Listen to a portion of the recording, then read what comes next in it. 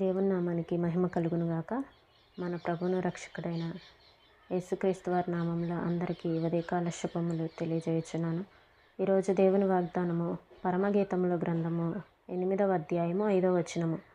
తన ప్రియుని మీద ఆనుకొని అరణ్య మార్గమున వచ్చున్నది యువతి. ఒక సహోదరుడు ఒక మీటింగ్లో ప్రార్థిస్తున్నాడు. అందరూ అడిగినట్టే దేవుణ్ణి అన్ని రకాల దీవెనలు అడిగాడు.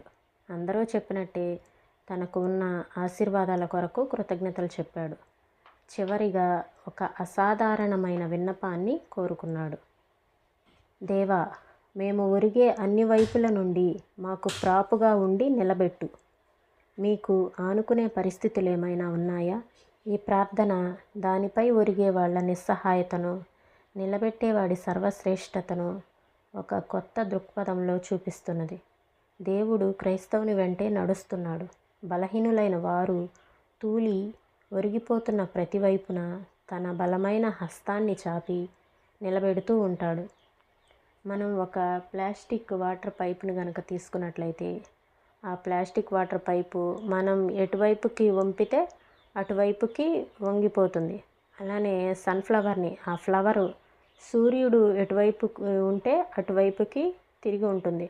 అలానే మన జీవితాల్లో కూడా మనము దేవుని వైపుకి ఒరిగి ఉండేలా దేవుడు మనల్ని నిలబెట్టాలని మనం ప్రార్థించుకోవాల్సిన వారమైన, మనము దేవుని మీద ఆనుకోవాల్సిన వారమైన, ప్రతి పరిస్థితుల్లో దేవుని వైపుకు వంగి దేవుని వైపుకి ఒరిగి ఉంటే మనల్ని దేవుడు నడిపిస్తాడు. ఎలాంటి పరిస్థితుల్లోనైనా. నా ప్రియ కుమారుడా, నా మీద ఆనుకో. నీ పనుల భారం నన్ను మోయని. నీకున్న భారం నాకు తెలుసు. నీ మీద మోపింది నేనే. దాని బరువుకి నీ శక్తికి సామ్యం లేదు. నీ మీద పెడుతున్నప్పుడే అనుకున్నాను, నేను అతనితో ఉంటాను. అతను నాపై ఒరిగితే అతని భారం నాదే. నా కౌగిట్లో ఉంచుతాను. నీ బరువు నాపై వెయ్యి. సంకోచించకు. ప్రపంచాలను మోసే భుజాలు నావి. నా దగ్గరికి రా. నీ భారం నాకియ్యి. నా ఒడిలో విశ్రాంతి నుండు. నన్ను ప్రేమిస్తున్నావా? అయితే సందేహించకు. నాపై భారం ఉంచి ఒరిగిపోవటమే నన్ను ప్రేమించటం. అవునండి, దేవుని పైన ఒరిగిపోవటం అనేది చాలా గొప్ప విషయం. కానీ మనం దేవుని వైపుకి ఒరిగి ఉండటానికి మనం ఇష్టపడం. కానీ దేవుని వైపుకి ఒరిగి ఉంటే దేవుడు మనల్ని ఎలాంటి పరిస్థితుల్లోనైనా బయటికి తీసుకుని వస్తాడు. ప్రపంచాలను మోసే భుజాలు నావి అని ప్రభు సెలవిస్తూ ఉన్నారు. అవును, మన భారం ఆయన మీద మోపితే ఆయనలోనే మనకి విశ్రాంతి దొరుకుతుంది. ప్రార్థన చేసుకుందామండి. స్తోత్రం తండ్రి, పరిశుద్ధుడా, ప్రేమ కలిగిన తండ్రి, ఈ ఉదయకాల సమయంలో నీ మాటలను బట్టి మీకు వందనాలు చెల్లిస్తున్నాం.